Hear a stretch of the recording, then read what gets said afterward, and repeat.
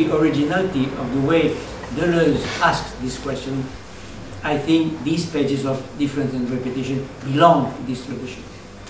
It may surprise us when this distinction appears in the discourse on the side of Lacan, that is produced in the name of psychoanalysis in the Return to Freud, or in a discourse such as Deleuze's, which speaks of a production of the unconscious. In both cases, at least, they admit the possibility of the unconscious. And I think this philosophy of bêtise is inconsistent with this reference to the unconscious. But at that point, one doesn't need the word unconscious, nor any theoretical or metapsychological construction. The I, the id, the superego, the ideal ego, the ideal of the ego, not the real, the symbolic of the imaginary, or the I as in Lacan. It is enough that a minimal condition that we take into account the divisibility, the multiplicity, or differences of forces in a living being, whatever it may be.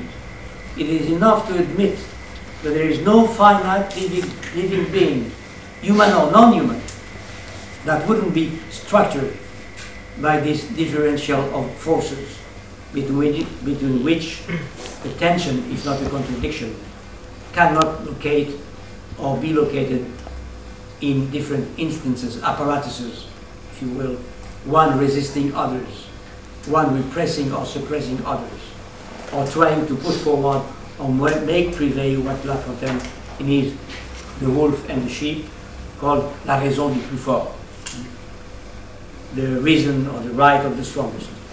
In these antagonisms, made possible in every finite living being, made possible by differences of forces and intensities, stupidity is always necessarily on both sides.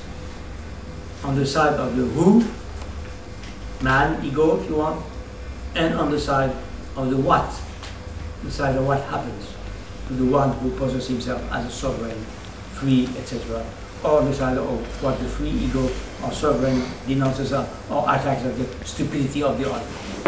If I had time, I would move from Deleuze to Flaubert and to Valéry and Monsieur Test, when he says, again, untranslatably, la bêtise n'est pas mon fort. Impossible to translate.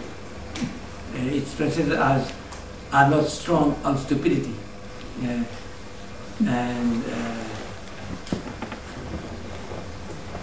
And I would have insisted on how stupid one would be to say la bêtise n'est pas mon fort. Thank you.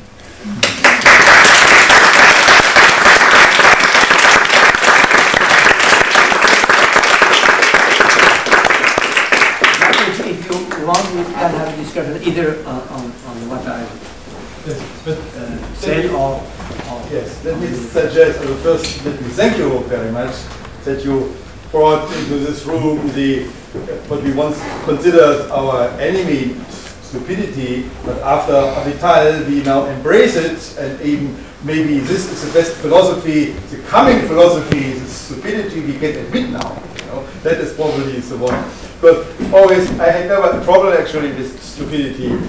What's the big deal? You know, to be stupid also means I can differentiate, I can recognize if I'm intelligent.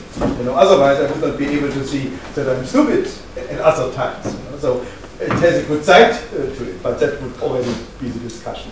And so it was a great work, a great path you brought us in a Feldweg, you know, into this realm. But I would say let's have a short break so we can have a drink, and then we can come back for a discussion. That's for